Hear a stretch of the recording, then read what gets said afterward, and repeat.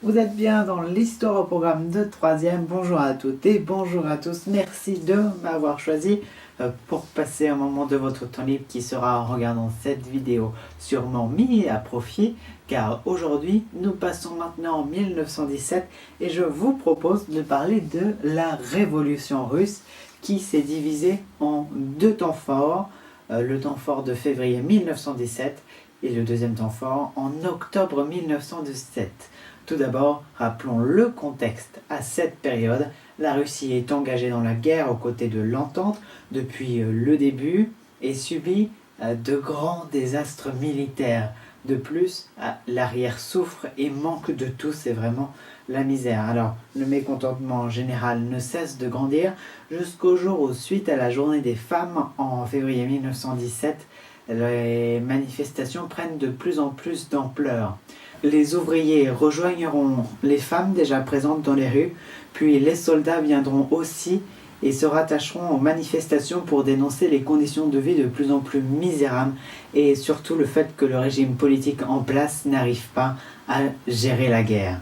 Ces manifestations contraigneront alors le tsar, Nicolas II, qui était donc au pouvoir à cette période-là, à abdiquer, c'est-à-dire à renoncer à son pouvoir et à perdre son poste. À ce moment-là, un gouvernement provisoire est donc mis en place, dès février 1917 donc, mais ne réussit toujours pas à calmer la population et les manifestations continuent. Les pro-bolcheviks, ce sont des partisans du parti communisme, et les soviets, c'est-à-dire l'assemblée qui est composée de soldats, d'ouvriers et de paysans, ils sont vraiment bien décidés à faire changer la situation une bonne fois pour toutes. Et finalement, c'est Lénine, chef des bolcheviks, et Trotsky, qui est le président du soviet de Petrograd, qui vont savoir profiter de cette occasion et qui vont organiser un coup d'État, celui du deuxième temps fort de la révolution russe en octobre 1917.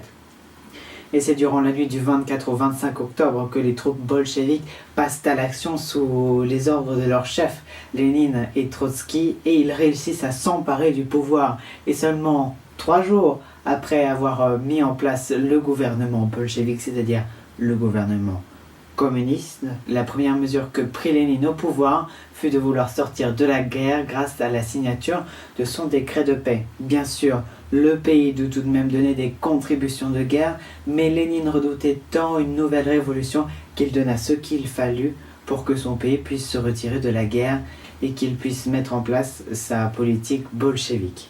Lénine resta au pouvoir tout de même jusqu'à sa mort en 1924.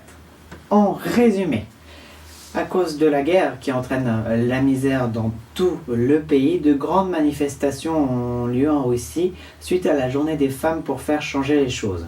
Le tsar est contraint d'abdiquer et laisse sa place à un gouvernement provisoire qui ne satisfera pas non plus le peuple russe. Lénine et Trotsky s'emparent alors de la situation et organisent le coup d'État d'octobre 1917. Ils réussissent alors à s'emparer du pouvoir et font ensuite tout pour arrêter la guerre grâce à la signature d'un traité de paix qui leur coûtera assez cher tout de même, mais qui désengagera la Russie de ce conflit planétaire. Lénine mourra ensuite en 1924, retenez bien cette date, et ce qui va se passer après, nous le verrons dans une prochaine série sur le régime totalitaire dans les années 1930 qui va arriver très très vite, mais pour l'heure, je me dois de vous informer que le prochain épisode sera très très important pour vous, car ce sera l'épisode Bison sur la Première Guerre mondiale. Je vous souhaite alors une très très belle journée, bon courage pour vos révisions et à très vite.